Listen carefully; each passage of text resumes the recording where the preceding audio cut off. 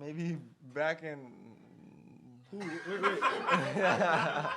What he's talking about? He said Coach O said he had a 40-inch vertical. Who, Coach L? Yeah.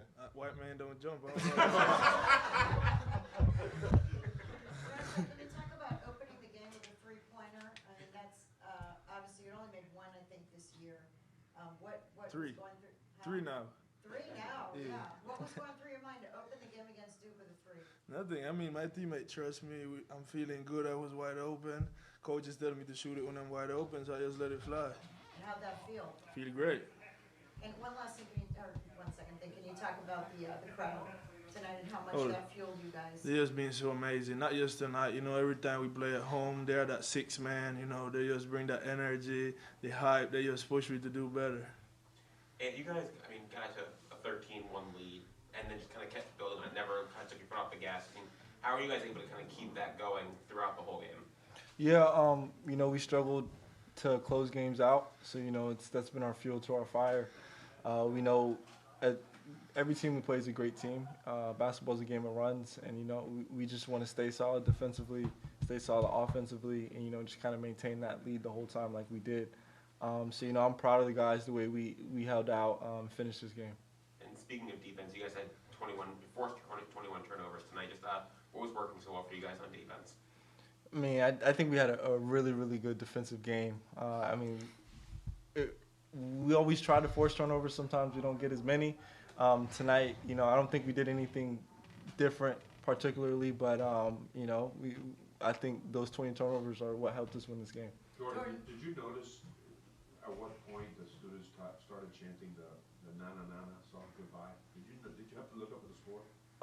I didn't look up at the score, but I know I think it was one of their guards were shooting a free throw, and it was. It was like 4.5 minutes. 4 minutes. Oh, it was 4 minutes left. 4 minutes left. It wasn't like Good thing we won, right? 4.5 minutes to go. Jordan, did you ever imagine, coming into this game, even though Duke's not ranked, but Duke is Duke, and they're coming off the Carolina win? Did you ever imagine you guys would beat them by 22, and just how did that feel after? I saw the celebration with fans, with students. Just what does it mean overall to beat Duke by 22? Yeah. Last time we played them, obviously they're a great team. All credit to them. But we kind of felt like we beat ourselves almost. Obviously they had home court advantage too. Again, they're a great team. But we knew we still had a lot to prove, a lot of respect to gain tonight. I think that's what we came out and did. 20 points, that's a lot of points. But, I'm just proud of the guys. We came out here and just handled business. Jordan, you had the big putback dunk in the first half, and then Nigel gets the putback in the second half. So what was your reaction when you saw him get up there and slam that? Nigel's? I was going crazy. But, yeah, the gym was electric. Our whole bench was electric. I was electric. I'm sure Norchad was electric. Definitely was electric. I was just the cherry on top to the night, honestly. And you guys, January's kind of like an up and down month. It's like you win one, lose one, win one, lose one. You won 3 straight now. How important is it to kind of get this momentum kind of rolling as you guys get towards the end of the regular season? You got it. Yeah. Coach always says it's a marathon, not a sprint. You're going to lose some games down the stretch. But it's how you bounce back is what's going to decide what kind of team you are. And honestly, most importantly, it really doesn't even matter how you play until it's end of February, March. Obviously winning games at these moments helps. But we just want to make sure, by the end of the season, we're playing our best basketball, and I think we're on pace for that. Norchad, can you talk about, Coach was talking about how you've elevated your game this year, and every single week, every game, you're going up against 7-foot guys. Tonight, 2 7-foot guys. Can you just talk about, what you think you've improved this year, and how would you assess your own performance? Yeah, I think at the beginning of the year I was fouling really a lot, and I couldn't be on the court trying to help my teammates do what I do, play defense, get rebounds, be that energy guy. So I think I have elevated my game, try to be more smarter, take better decisions on the court, not doing dumb fouls, and just trying to help my team. Norchad, before the season media day, you told me you came to a Miami game back in 2019. You kind of dreamed of coming here. Is tonight kind of a dream for you? Yeah, definitely, man. Anytime you hear about college basketball, the names that come to your mind is Duke, North Carolina, then come playing for Miami, beating them. There's not a better feeling than that. Jordan, Coach, I was just talking about how Lou has really developed his game throughout the season. Just from your perspective, what have you seen from him as, you know, he finished with 14 points tonight? Yeah, I mean, I think we've all said it. Will is going to be a great player.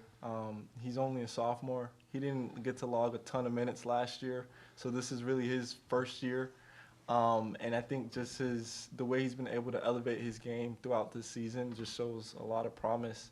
I mean, it's going to be scary when the game continues to slow down for him, you know, the end of this year, next year, and the years to come.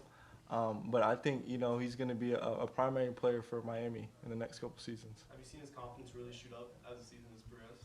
100%. And we just had a talk, me, him, and Norchad, about how the game's been slowing down for him. But, you know, I feel like Will has always had that confidence. It's just a matter of when he gets his opportunity.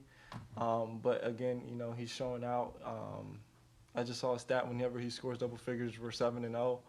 So, you know, we looked for him to make open threes, play well defensively. That's one thing he's really been doing. He's had a lot of tough matchups these past couple games. But, honestly, the sky's the limit for him.